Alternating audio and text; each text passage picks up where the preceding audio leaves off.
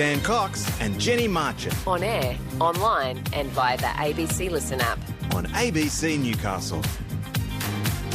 We're always reminding you that Lifeline's there for you 24 hours a day. Every day of the week there's a trained counsellor there, ready to take your call if you need someone to talk to. But if you need longer-term support, a psychiatrist or psychologist, we know it's tough to get an appointment in our region right now.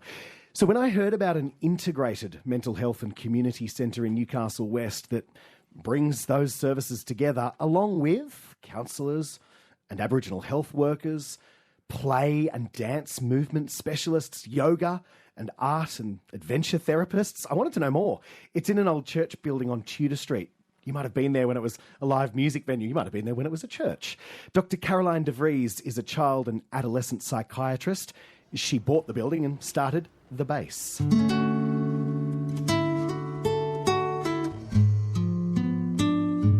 The Base represents for me a place that is there solidly to stay for now and the future, for people to come to when they're in need of mental health support of any kind, and to leave from, to grow from, but also to come back to if they need to. Who's it for? We work with people across the age span, so we work for people locally, but we also get referrals for people from out of the area. And it's for anybody, for you, for me, for systems. So we work a lot with families as well. How important is well-being for you? Someone's mental health, but their physical health as well. They go together? They are tied together in, non-negotiable ways. We know that in Descartes' error, they tried to say there's a body and there's a mind. Yes, they are, but they are in the same system together. So our mental health affects our physical health and the other way around. So we really need to look at the whole picture. I've wandered up the stairs of this building in Tudor Street, which used to be a church, and upstairs there's this hallway, and right off the front, beautiful big windows and linen curtains with the sun beaming through, there's a big studio. What's that used for? We've got a yoga studio at the top floor, which is used for yoga classes, but also for yoga therapy and for other small seminars and teachings. And it's indeed quite a nice open space. We've got a movement therapist that does some individual sessions there. And we also do staff sessions there. So we've got a yoga teacher who provides yoga classes for staff. So you're a psychiatrist and you see the value in yoga. You've got a little bit of something for everyone here. Yes, we try to. We try to sort of acknowledge that people have different ways to heal and to help themselves with their mental health issues. So basically, not everybody gets benefits out of the same things. So we really try to make it a person-centred, tailored approach. So I've seen psychiatry, psychology, there are some social workers and counsellors here, occupational therapists as well, down one end of the building. But how important is the creative arts then as well here at the base? Yeah, we've got art therapy, we've got a drama therapist as well. And the creative arts, I think, is important for humans. It's really one of the ways that people consolidate and get through difficult periods. And it's another way to connect with yourself and with others. So it's a very strong therapy. But I think art can be therapeutic, but art therapy gets people in a different headspace through which they can maybe come to realizations and come to healing in a way that for some people talking therapy might not work as the same way.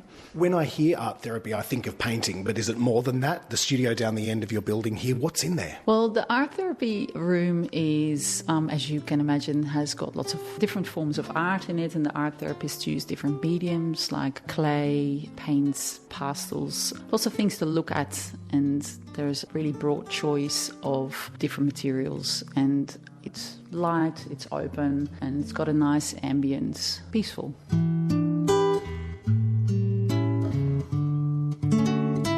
Access to mental health services and support has been really tough over the last couple of years, and even just getting into a psychiatrist and psychologist is really tough right now. Have you got some tips for people on how to do that when books are closed all around the region?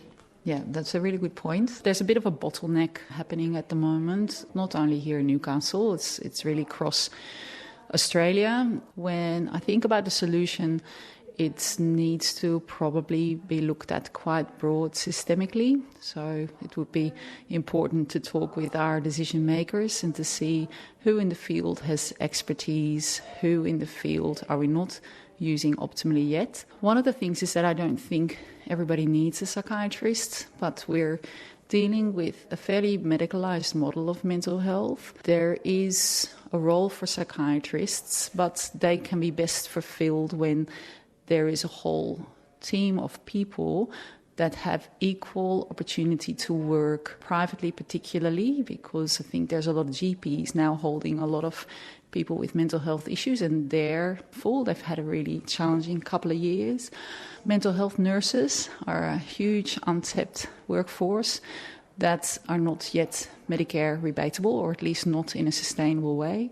So there is possibly creative ways, but I do think overall that if we focus a lot more on prevention and make that a priority in the country, then I think we will get a long way. But it will first need an injection and a lot of reflection on how we're doing things now, what's not working, how can we together come to a solution. And I firmly believe that we have everything in our current society that we need to grow our children well, to be healthy and happy. There's something that's a bit frictious, that's not quite working. So we have to really question how come that mental health issues are not shrinking, but potentially growing in our world of plenty. Does having a place like the base and all those services in one place go some way to helping? Yes, of course, the aim is to keep communication lines short, because it is always difficult to communicate with a team around clients when people are spread all over. It's nice to be able to quickly in the hallway talk with another clinician that sees this particular client and continue to have a systemic and collaborative approach around someone, because sometimes things get lost in communication and you get people who work in little islands, and then you have a huge missed opportunity to do that real model of 1 + 1 is 3. So I think the collective, and that's us as a whole. So I think everybody can contribute to our collective well-being. But for that, we really need to be in contact with each other and really need to be communicating and all working on the same goal. Well, the goal is very clear when you walk through the base. There's this hallway and all these rooms that come off it, and each room has a purpose. Thank you for showing me around the base today, Dr. De Vries. It's my pleasure. Local child and adolescent psychiatrist Dr. Carolyn De Vries. She founded The Base, as you're hearing, a mental health and community centre all integrated there in the old church on Tudor Street in Newcastle West. Psychiatry, psychology, counsellors, Aboriginal health workers, play and dance movement specialists, even adventure therapists. I'm keen to find out more about that.